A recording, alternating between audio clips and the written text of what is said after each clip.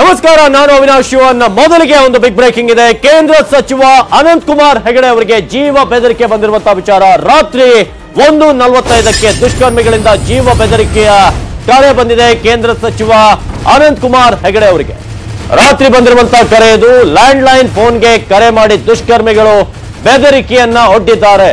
Land line ಫೋನ್ಗೆ ಕರೆ ಮಾಡುವ ಮೂಲಕ ಜೀವ ಬೆದರಿಕೆಯನ್ನ ಅನಂತ್ ಕುಮಾರ್ ಹೆಗಡೆ ಅವರಿಗೆ ನೀಡಿರುವಂತದ್ದು.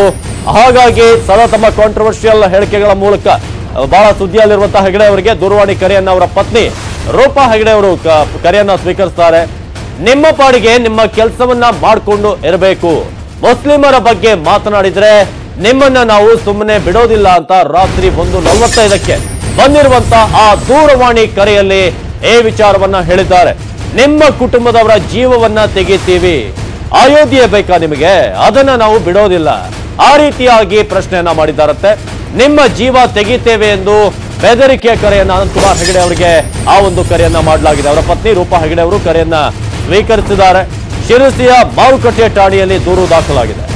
ಅನಂತ್ ಕುಮಾರ್ ಹೆಗಡೆ ಅವರಿಗೆ ಬಂದಿರುವಂತಹ ಕರೆ ರಾತ್ರಿ 1:45ಕ್ಕೆ ಈ ಕರೆ ಬಂದಿದೆ. ಜೀವ ಬೆದರಿಕೆ ದೂರು ದಾಖಲಿಸಿದ್ದಾರೆ ಸುರೇಶ್ ಶೆಟ್ಟಿ. ಆ ಮೂಲಕ ಅನಂತ್ ಕುಮಾರ್ ಹೆಗಡೆ ನಿಮ್ಗೆಲ್ಲ ಗೊತ್ತಿರೋ ಹಾಗೆ ಸದಾ ತಮ್ಮ ಕೆಲವೊಂದು ಹೇಳಿಕೆಗಳ ಮೂಲಕ ಸುದ್ದಿ ಆಗ್ತಾರೆ. ಕೆಲವೊಂದು ಬಹಳಷ್ಟು ಕಾಂಟ್ರವರ್ಸಿ ಕೂಡ ಕ್ರಿಯೇಟ್ ಆಗಿರುವಂತದ್ದು. ಹಾಗಾಗಿ ಅವರಿಗೆ ರಾತ್ರಿ 1:45ಕ್ಕೆ ಲ್ಯಾಂಡ್ ಲೈನ್ಗೆ ಕರೆ ಬಂದಿದೆ. ಮುಸ್ಲಿಮರ ವಿರುದ್ಧ ಮಾತನಾಡಿದ್ರೆ ಜೀವವನ್ನ ತೆಗಿತೀವಿ ಅಂತ ಕರೆಯಲ್ಲಿ ಹೇಳಿದ್ದಾರೆ.